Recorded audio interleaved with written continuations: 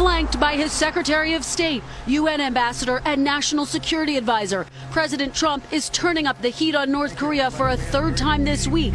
Late tonight, asked, is the U.S. going to war? I think you know the answer to that. He has disrespected our country greatly. He has said things that are horrific.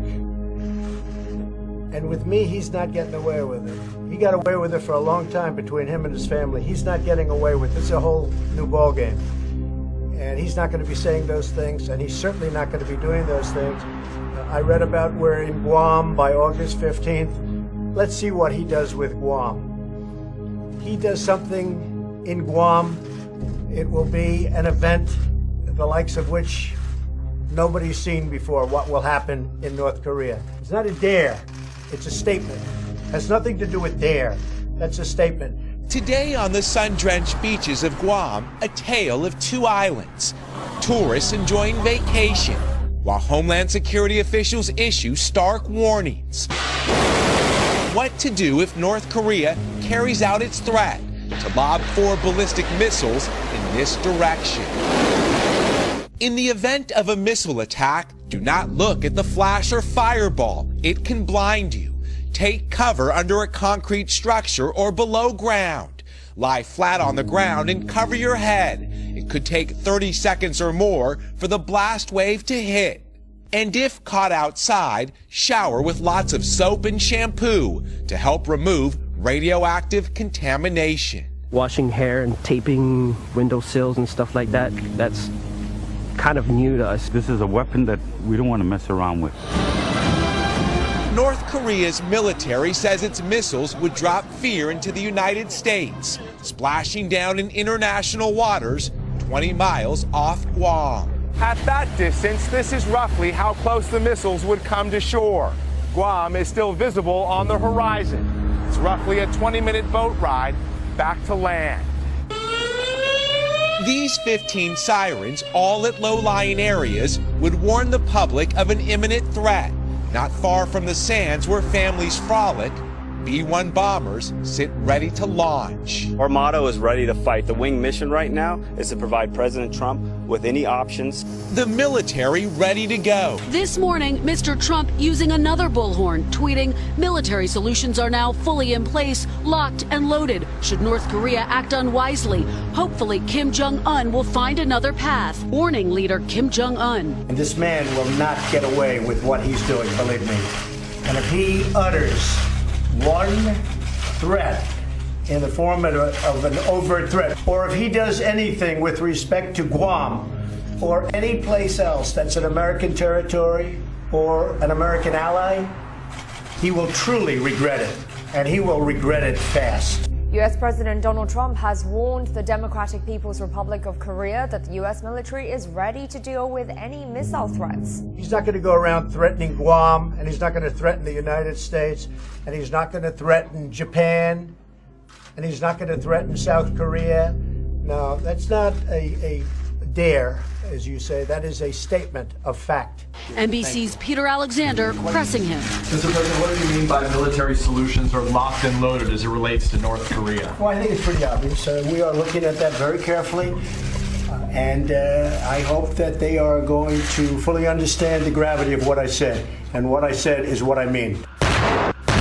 In terms of being locked and loaded, the U.S. military is always at a heightened state of readiness on the Korean Peninsula. Pentagon officials tell NBC News so far they haven't moved in any new military hardware and stress the region is already armed with deep penetrating missiles, B-1 bombers in Guam, Navy destroyers and submarines. The North Korean government is firing back at the president's stepped-up rhetoric, accusing the U.S. of driving the crisis to the brink of a nuclear war. Tonight, international partners from China to Germany are urging all sides to turn down the heat. The president defiant. My critics are only saying that because it's me. If somebody else uttered the exact same words that I uttered, they'd say, what a great statement, what a wonderful statement. I know that President Obama said global warming is the biggest threat. I totally disagree. I say that it's a simple one. Nuclear is our greatest threat worldwide. Not even a question, not even close. So I'd like to de-nuke the world. I would like Russia and the United States and China and Pakistan and many other countries that have nuclear weapons get rid of them. But until such time as they do, we will be the most powerful nuclear nation on Earth by far. Tonight, Guam caught in the middle, paradise in the crosshairs. Government officials say despite this startling two-page warning telling people to find safety in parking lots or bunkers, they say they should have about a 14-minute heads up if missiles were coming in this direction. Still, this was a startling read for so many headed to the beach this weekend. Lester? Yeah, pages out of the Cold War indeed. I want our nuclear arsenal, to be the biggest and the finest in the world. And we've spent a lot of money, a lot of time, and a lot of effort. And it's in tip-top shape and getting better and getting stronger. And until such time as this scourge disappears, we will be so much better and so much stronger than anybody else. And nobody, including North Korea, is going to be threatening us. North Korea has revealed further details of its plan to fire ballistic missiles into the sea near Guam.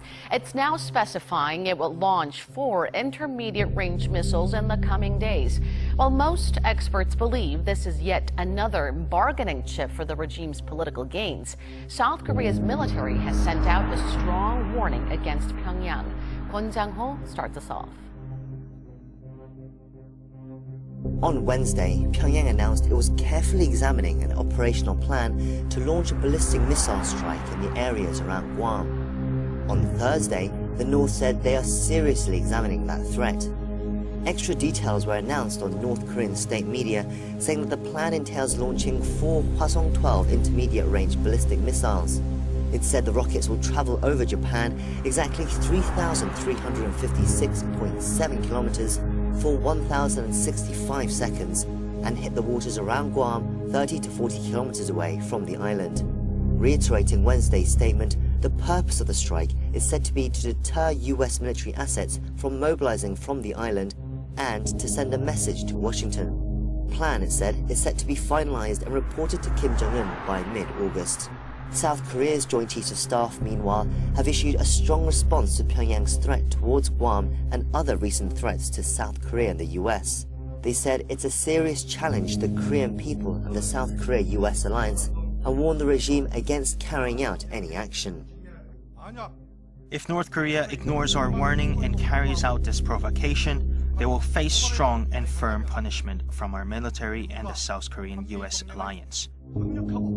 China, very much a key player, a neighbor of North Korea, an ally of North Korea. They're saying, the foreign ministry, that all sides should be cautious with their words and actions. They do say that through the state media that if North Korea strikes first, they will stay on the sidelines. They will stay neutral. But if the United States and South Korea stage their own preemptive strike, then China will, in the words of the media, prevent it. Another ally of the United States weighing in proximity to all this, Australia, its prime minister saying that if anything goes down, it stands shoulder to shoulder with the United States, Bill. And is there more reaction from the Korean Peninsula, Greg?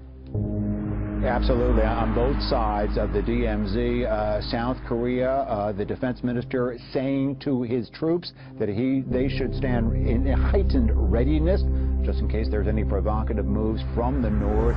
He underscored, and we just heard from the Pentagon also underscoring that starting August 21st, U.S. and South Korean forces will stage joint military exercises as planned. That's another thing that's gotten North Korean a little bit upset. From the regime of Kim Jong-un today, we get something out of state media, a little bit obtuse. The mainland of the United States should not feel safe, according to one official editorial. The regime would use, in their words, ultimate means if anything untoward happens. One-upsmanship, very dangerous on both sides right now, Bill. No question. I would like to denuke the world.